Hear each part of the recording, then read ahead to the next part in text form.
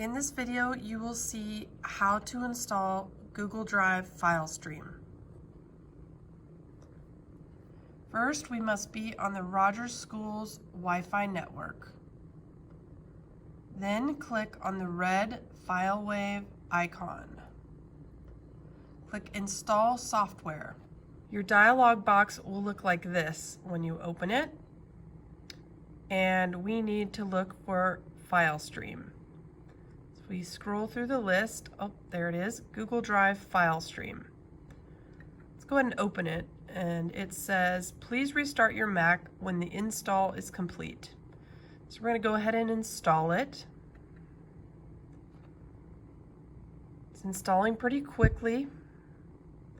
Google Drive file stream creates a virtual copy of everything that's on your Google Drive, and it is linked to your hard drive and allows for quick and easy transfer of large files and easy folder organization.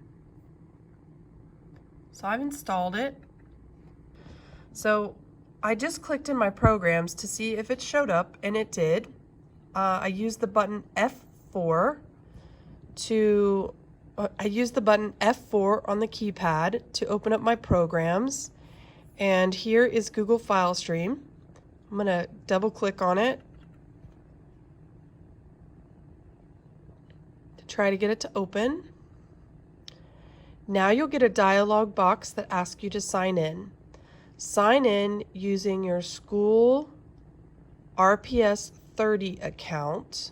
We'll get an icon that shows up over here after we allow it to show us updates. Up here is your logo for your file stream, and it creates a quick link to everything on your Google Drive. At different times, you can sign in and out and pause it updating. And we'll learn more about it in class, but that's how you install it. Thanks for watching.